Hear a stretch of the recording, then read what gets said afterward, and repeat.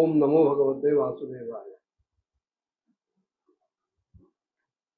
शिकारीच्या वेळचे श्रम संपले, स्नान केलं, ताजा तवाना झाला, पोटभर जेवला, विश्रांती घेतली, अंगाला नाना प्रकारची सुगंधी द्रव्य चोपडली, नाना अलंकार धारण केले आणि आता ताजा तवाना झाल्यानंतर शरीराच्या दुसऱ्या भुकेची त्याला जाणीव झाली आणि तो कामवासनेनं व्यथित झाला.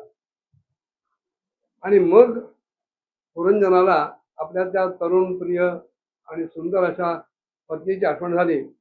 पण इकडे तिकडे सगळीकडे शोधून सुद्धा ती तेव्हा सापडली नाही, दिसली नाही. तेव्हा त्यानं आपल्या अंतःपुरातल्या ज्या दासींना विचारायला सुरुवात केली. काय का म्हणाले, सुंदरीनो, तुमची मालकीण ती स्वामिनी पहिल्यासारखीच आहे ना, व्यवस्थित आहे ना, ठीक आहे ना, खुशाल आहे ना, तिच्या मनात काही गडबड नाही ना?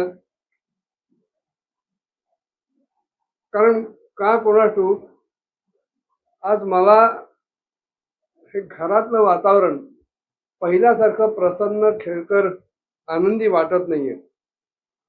असं आहे, घरामध्ये आई किंवा परायणा पत्नी जर नसेल तर ते घर बिनचाकाच्या रथाप्रमाणे जागच्या जागी खेळल्यासारखं राहतं. त्याच्यात कुठल्याही प्रकारची गती किंवा खेळकरपणा जाणवत नाही, प्रसन्नता जाणवत नाही.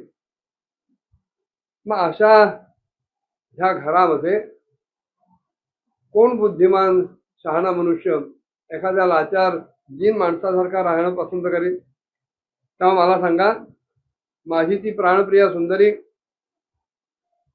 आहे कुठे, जी दुःख समुद्रात मी बुडलो असताना माझ्या विवेक बुद्धीला पदोपदी वेळोवेळी जागृत करते आणि त्या संकटातून मला बाहेर काढते, धीर देते, ती माझी प्रियपत्नी आहे कुठे?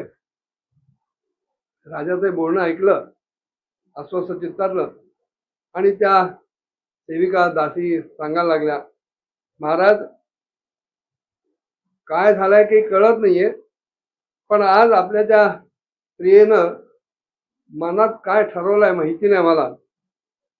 बघा ना, एवढा चांगला सुखदायी पर्यंक आहे, मऊ गादी आहे, पण तरी सुद्धा त्या पलंगावर न झोपता तुमची ती राणी जमिनीवरच पडली. देवर्षी नारद त्या प्राचीन बरेला सांगतायत की राजा,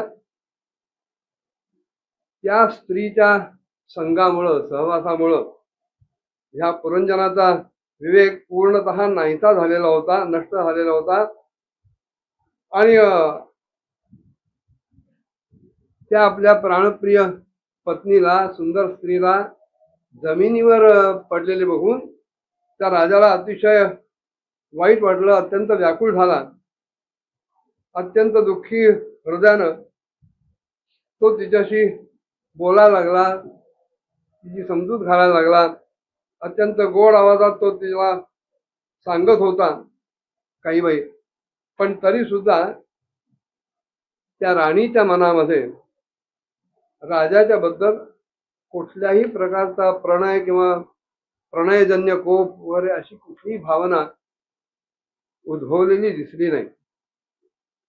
हा राजा आपल्या त्या स्त्रीला पटवण्यात, तिचं मन अनुकूल करून घेण्यात अतिशय कुशल होता, तिला प्रसन्न ठेवण्यात कुशल होता. आणि म्हणून त्या पुरंजनानं हळूहळू तिची समजूत घालायचा प्रयत्न केला. आणि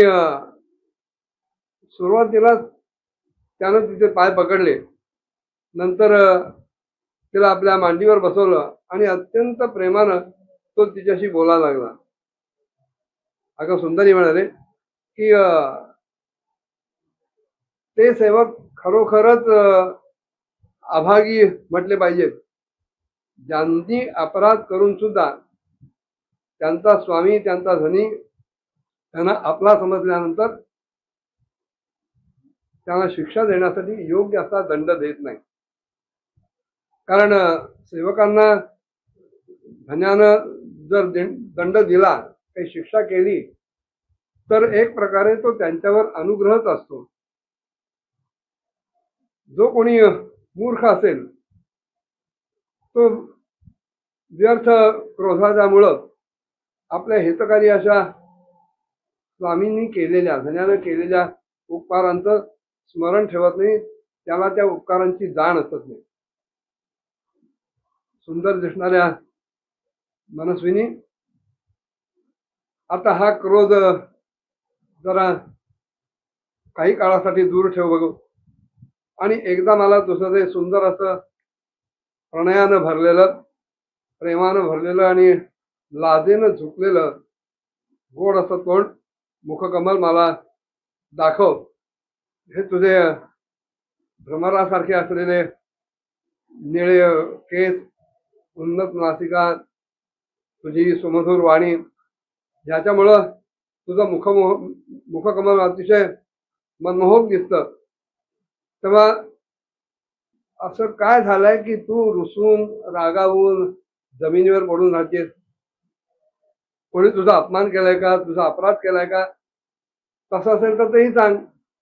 आणि ज्याने कोणी अपराध केला असेल, तो जर अपराधी ब्राह्मण कुळातला नसेल, तर मी त्याला आत्ताच्या आत्ता दंड देतो, शिक्षा देतो. मला तर असं वाटतं की भगवत भक्त वगळता अन्य कोणीही ह्या त्रैलोक्यामध्ये किंवा त्रैलोक्याच्या बाहेर सुद्धा असा कोणी नसेल की जो तुझा अपराध केल्यानंतर सुद्धा निर्भय आणि आनंद वृत्तीने राहू शकेल. प्रिय, आजपर्यंत मी तुझं मुख कधीही कुंकवा वाचून उदास कोमेजलेलं किंवा रागामुळे थोडस घाबरवणारं, निस्तेज किंवा निष्प्रेम असं कधी बघितलं नाही. तुझं शरीर शोकाश्रूंनी भिजलेलं किंवा ओठ सुद्धा शुष्क दिसत आहेत. माझ्या त्या शिकारीच्या व्यसनाला भुलून, त्या व्यसनाच्या अधीन जाऊन तुला न विचारता मी वनामध्ये शिकार खेळायला गेलो खरा. निश्चितच माझा तो मोठा अपराध आहे तुझ्या बाबतीतला. तरी सुद्धा मला तू आपला समज आणि माझ्यावर प्रसन्न हो. कामदेवाच्या विषम अशा बाणांमध्ये अडकून जो सदैव आपल्या ठिकाणी राहतो, त्यानं आपल्या प्रिय अशा पतीचं उचित कार्य करण्यासाठी काय केलं नसेल किंवा अशी व्यक्ती काय करणार नाही,